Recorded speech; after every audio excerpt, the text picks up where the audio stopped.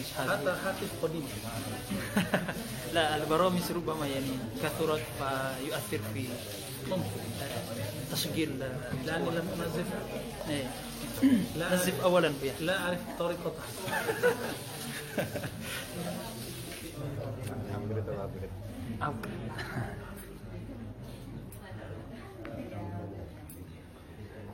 Sudah? Ya, biar nanti kalau mau buang air dulu, wudu dulu, biar nanti nggak bunyi-bunyi. Mengganggu di suara.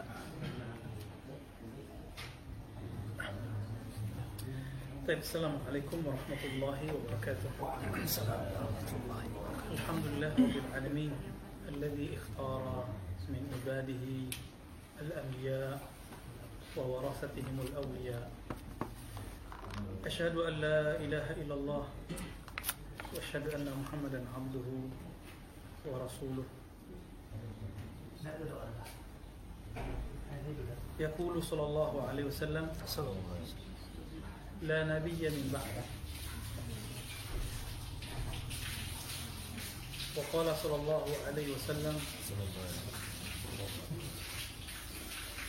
فيما يتعلق بمقامه وجعلني خاتما وفاتحا. فقال إبراهيم عليه السلام وبهذا فضلكم محمد.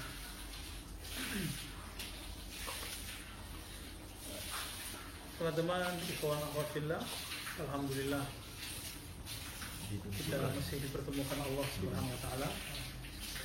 Nanti pertengahan Desember sampai akhir tahun mungkin kita libur dulu. Ini kan baru ini apa nih? November. Akhir ya.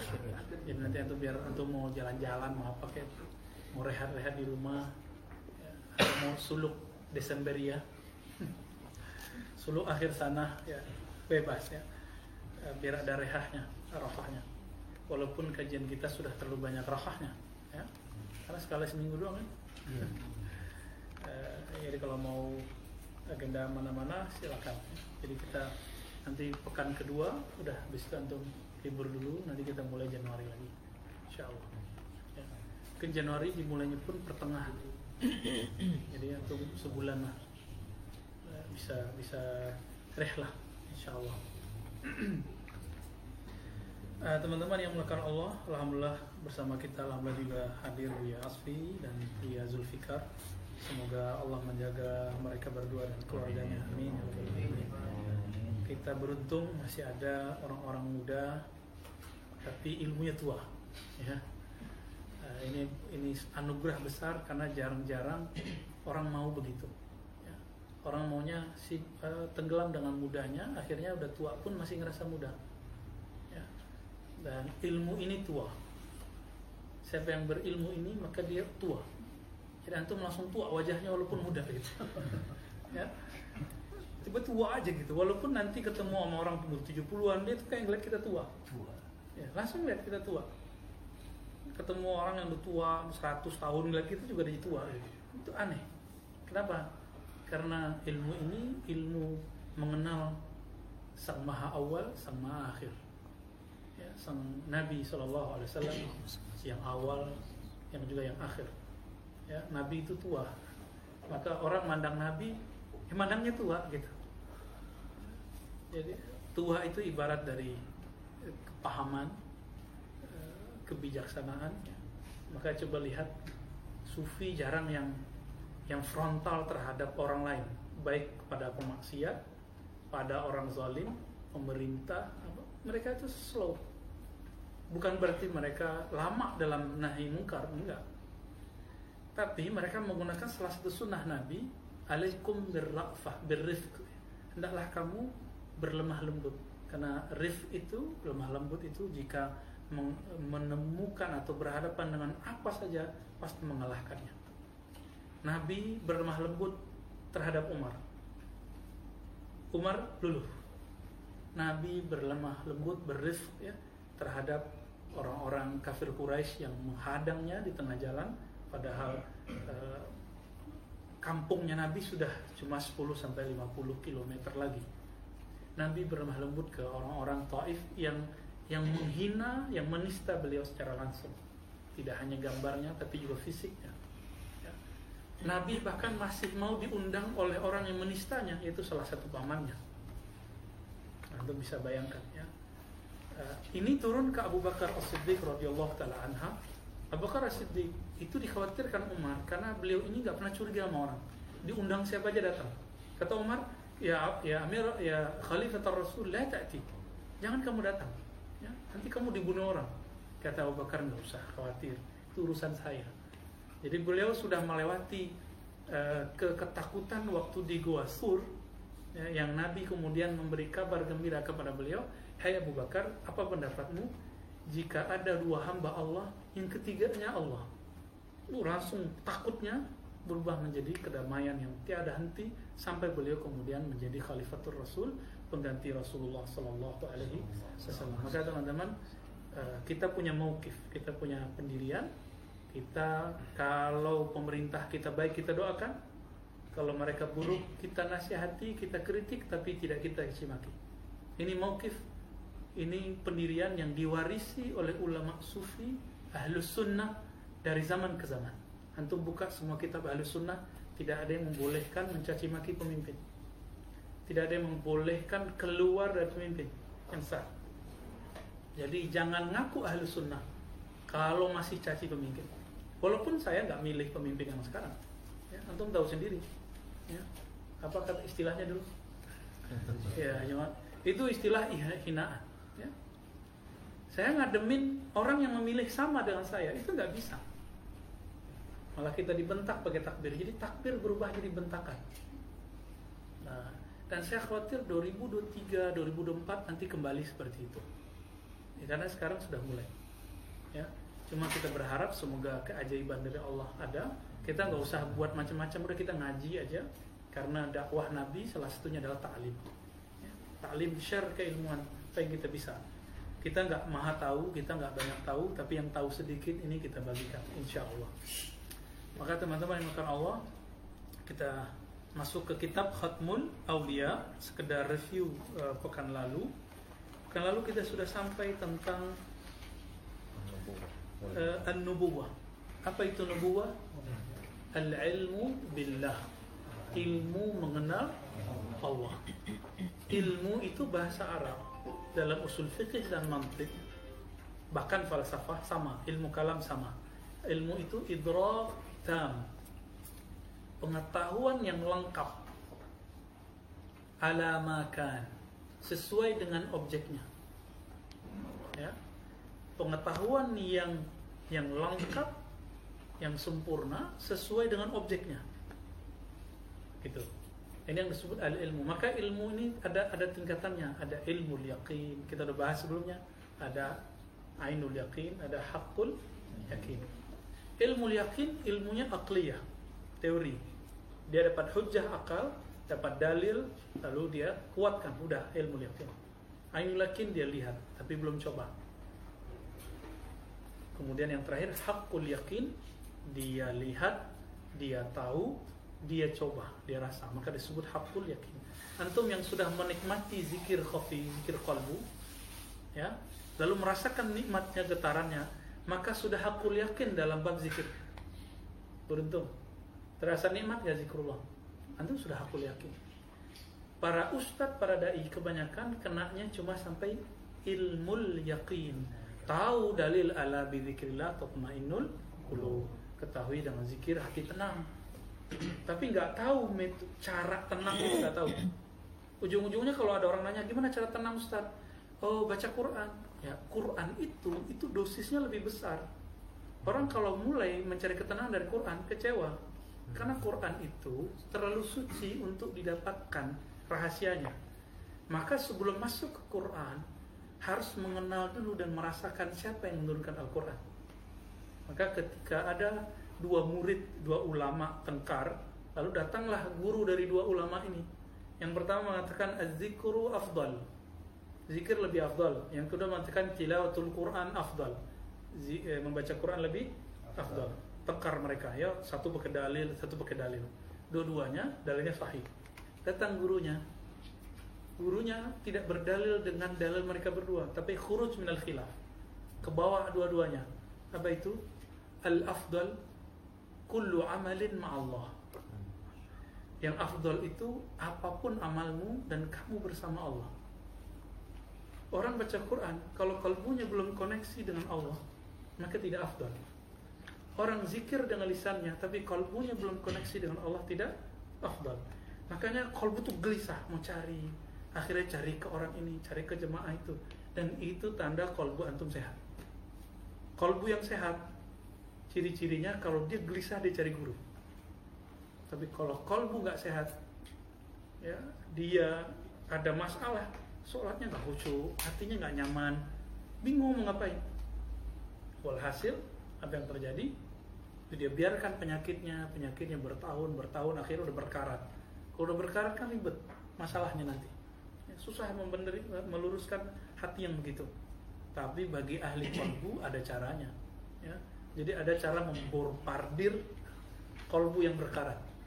Nah, ini hanya ada pada kalbu yang hatinya bersambung nurnya kepada nur Rasulullah SAW.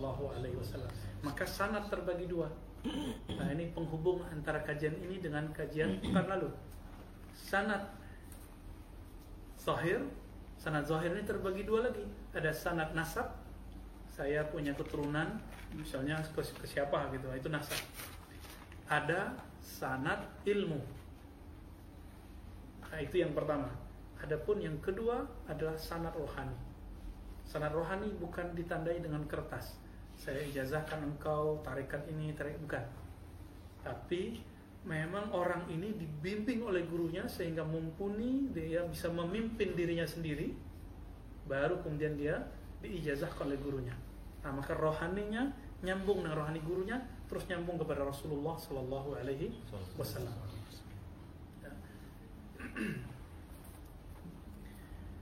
Nah, ini yang dikatakan oleh beliau di akhir kitab kemarin. Apa kata beliau? Di halaman 172, para pewaris Nabi yang 40 itu, ya, hum ahlu baitihi, mereka lah ahlu bait Nabi. Walastu a'ni fin nasab. Ahlu bait di sini bukanlah nasab, tapi siapa? Ahlu baitiz zikr. Mereka adalah ahlu bait karena zikrullah. Nah, zikir teman-teman ada 4 tahapannya. Zikrul fi'l. Nah, ini biasanya pada orang-orang eksak atau pada orang-orang yang mengalami masalah. Nanti dia sadar, oh begitu ya, oh begitu. Kalau udah kejadian parah aja baru sadar. Jadi kejadian hal-hal yang di luar dugaan dia sadar. Maka orang ini sudah zikir fi'il. Ada zikir yang lebih tinggi, zikir asma. Dia memandang nama Allah. Dia menabung nama Allah di kalbunya. Nah, kebanyakan wali dan mursyid di makom ini. Jadi mu'zamus syuyukh wal mursyidin martabatnya apa? Asma. Jadi kewaliannya kebanyakan di asma. Ada wali yang sudah sangat tinggi tapi belum puncaknya. Ini wali-wali yang sudah sampai diganti sifatnya oleh Allah. Itu yang disebut dalam Sahih Bukhari, kuntu sam'ahu alladhi yasma'u bi. Samaknya sudah aku ganti dengan samaku. Pendengarannya aku ganti dengan samaku, dengan pendengaranku. Basarnya aku ganti dengan basarku. Nah, itu geraknya menjadi gerakku. Nah, ini yang disebut fana dan baqa. Nah, ini makom begini, udah makom karomah udah. Bahkan karomah itu sudah mulai di asma. Orang-orang hikmah dengan mursyid, mursyid yang asma itu sudah hampir dekat. Nah, tapi itu belum tinggi teman-teman. Orang yang tinggi itu yang sudah berganti sifatnya dengan sifat Allah. Maka dia ini malu minta kepada Allah. Kenapa? Disitulah dia merasakan wa nahnu aqrabu ilaihi min hablil warid. Kami lebih dekat dari urat nadinya. Kenapa? Dia lebih dekat kepada kita dengan sifat kita sendiri. Jadi bukan di tubuh ini, tapi sifatnya sudah menjadi sifat Allah. Bukan berarti Allah nyatu ke badannya, bukan. Itu hulul, itu ittihad, itu bukan akidah sufiyah. Akidah sufiyah harus sesuai dengan akidah Ahlussunnah wal Jamaah. Tidak ada persatuan hamba dengan makhluk, nggak ada, ya. Tidak ada istilahnya wujud ke wujud Allah, itu nggak boleh.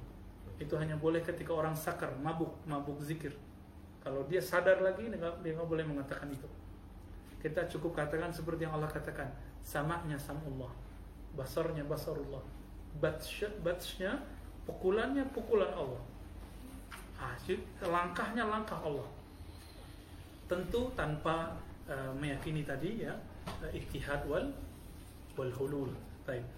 Nah, mereka inilah yang disebut ahlu baitin Nabi sallallahu alaihi wasallam. Maka mereka teman-teman di zaman beliau yang terbaca oleh beliau 40. Tapi di akhir zaman mereka ada 124.000. Nanti yang ahlu bait yang paling dekat itu 313 sejumlah dengan ahlul badar. Tolong dicatat. Ya. Jadi para wali itu sejumlah para nabi. Berapa jumlah para nabi? 124.000. Karena itulah ketentuan dari Allah dan hadisnya hasan. Karena tidak ada nabi setelah Nabi Muhammad, maka jabatan kenubuat dan jabatan risalah, kenabian dan kerasulan sudah tidak boleh ada. Siapa yang mengaku jadi nabi, jadi rasul, fahuwa zindiq. Ya, maka dia zindiq. Ini yang betul disebut zindiq. Tapi yang ada siapa? Pangkatnya cuma sampai wali. Jadi dia punya martabat wali. Maka Nabi Musa kalau jadi nabi, jadi umat Nabi Muhammad, pangkatnya cuma wali. Nanti Nabi Isa ketika turun ke bumi, pangkatnya pangkat wali, walaupun beliau seorang nabi Bani Israel. Jadi kalau beliau ke Bani Israel jadi rasul, jadi nabi, tapi binisbah ila nabiyina Muhammad menjadi wali. Begitu hebatnya makom Nabi Muhammad sallallahu alaihi wasallam. Jadi kalau sudah hadir beliau, maka yang lain ketutup semua. Nah, ini yang disebut idza inkashafatil budur, idza tala'al badru inkashafatil budur. Saya sudah sering menyebut ini. Kalau terbit bulan purnama Rasulullah, jika terbit pewaris Nabi hakiki Al-Imam Al-Mahdi akhir zaman, maka semua sinar-sinar yang lain tertutup. Jadi gerhana. Yang ada cuma Al-Mahdi. Al-Mahdiyah itu ya Muhammad. Ilmunya Al-Mahdi itu ilmu Nabi Muhammad semua. Nggak ada lebih. Ya. Persis sama. Apa yang Nabi pahami itu yang dipahami sama dia. Ya. Nah, semoga kita umurnya kalau panjang menjadi keluarga beliau. Amin ya. Ahlu baitihi. Ahlu baitnya. Nah, maka antum wajib sudah belajar kitab ini untuk zaman ini. Supaya tahu nanti karakter-karakternya. Nah, dan tahu perubahannya dari 40 menjadi 313. Harus tahu, dan ini nggak ditulis di kitab, adanya di kitab Jabarut ya. Nah, selama ada mereka di bumi, maka bumi ini aman. Oleh karena itu ahlu bait Nabi secara nasab aula ayya'lama dzalik. Ya, ahlu baitnya Nabi secara nasab lebih utama mengetahui itu daripada yang bukan ahli nasab Nabi. Nah, cuma karena kebanyakan habaib dan para syarifah itu mereka sudah merasa habaib, merasa syarifah, akhirnya nggak mau mengkaji ini kepada yang bukan syarif. Padahal yang bukan syarif kadang rohani ahlu bait Nabi sallallahu alaihi wasallam. Nah, menanggalkan itu, antum datang ke majelisnya, dengarkan kalam-kalamnya, itu sudah berarti menanggalkan hijab kita. Nah, ini yang disebut tawadhu. Nah, beruntunglah antum yang masih mau mendengarkan kalam-kalam para guru yang beda faham dengan kita, apalagi yang sefaham dengan kita, apalagi yang mengantarkan kepada ma'rifatu al-imam akhir zaman, khatamul awliya. Nah, jadi jangan dikira masih lama ya. Jadi nggak usah khawatir mau resesi apa dunia, mereka masih ada ya, tenang aja ya. Apa kata beliau? Ahlu baiti amanun li ummati. Ahlu baitku kalau ada itu umatku aman. Karena kita sudah hitung-hitung secara ilmu sensus penduduk, Indonesia adalah muslim terbesar di dunia, lebih banyak dari India, bahkan Saudi, Arab itu. Jazirah Arab digabung semua, itu cuma 20% Indonesia. Antum ambil tuh Jazirah Arab semua, itu cuma 20%. Turki masuk paling cuma 25%. Jadi kita besar sekali. Kita gede sekali teman-teman yang makan Allah. Ya. Jadi jangan main-main dengan Indonesia. Ya, jangan main-main dengan Indonesia. Nah, Indonesia ya termasuk sekitarnya ya, Malaysia, Singapura, Brunei, Patani ini kita sebut negeri ini, negeri Nusantara, atau oleh Ibnu Battutah disebut dengan negeri di bawah angin. Ya, negeri di bawah angin. Ini sangat unik. Kenapa? Karena wali-wali banyak dari negeri kita. Wali-wali banyak dari negeri kita. Antum hitung aja, tarekat di semua sudut kota ada. Ahli zikir fi kulli makan wujud. Ya, ada, mau di mana aja ketemu. Ini unik, ya. Jadi sebenarnya sanad kita yang di Indonesia itu sudah cukup. Tapi kalau antum mau dapat keberkahan sanad dari ulama luar, silakan, ya, tafadhol. Jadi sanad kita sebenarnya sudah kuat. Ya, sangat kuat, dan sanadnya muttasil kepada Rasulullah sallallahu alaihi wasallam. Gabung Mesir, Aljazair, Tunis sampai ke Maroko, ya paling-paling cuma 40%, 45%. Masih gede Indonesia. Indonesia itu kalau dihitung dari Papua sampai ke Sabang itu sama kayak Eropa. Antum coba hitung. Gede sekali. Rusia itu banyak daerah kosongnya daripada daerah yang banyak. Amerika itu ya kegedean Indonesia lah, karena Indonesia punya laut. Coba mereka lebih padat dengan tempat-tempat itu. Jadi besar kemungkinan kebangkitan itu di negeri ini. Jadi siap-siap, maka antum harus punya perangkat-perangkat ilmunya. Kalau nanti beliau zuhur keluar, kan sekarang masih mastur nih, ya. Nanti kalau dia zuhur, antum tinggal bayat, biar nggak salah bayat, ya. Nah ini beda dengan bayat mursyid, beda, ya, nggak sama. Ini bayat sudah bayat. Siapa yang berbayat baru selamat sudah, insya Allah. Tapi nggak banyak ya.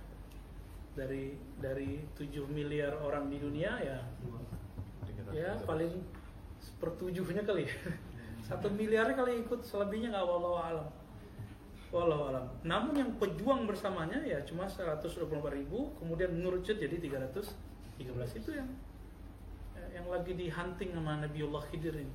Ya.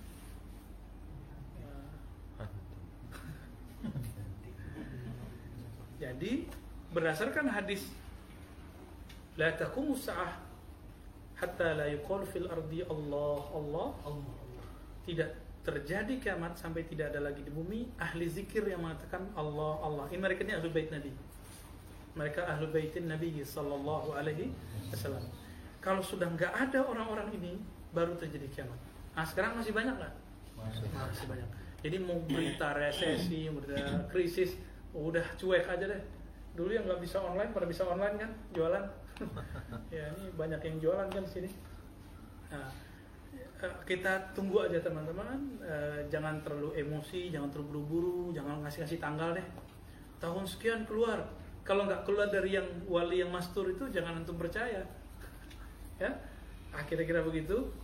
Jadi siapakah mereka? Mereka ada ahlul baitin Nabi secara rohani.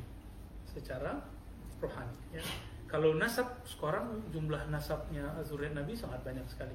Maka beruntunglah jika nasabnya tergabung dua, nasab zahir dan nasab batin. Ya. Baik, nah sekarang kita masuk ke alamatul awliya fi zahir. Judulnya ini dari muhaqqiq ya, alamat ciri-ciri awliya pada zahirnya. Silakan Buya Asfi dipretelin ya, dimaknain sampai kita memahaminya secara terang benderang. Amin ya rabbal alamin. Allahumma aftah lana wa li masyayikhina wal ikhwanina amin. Tafadhal biha.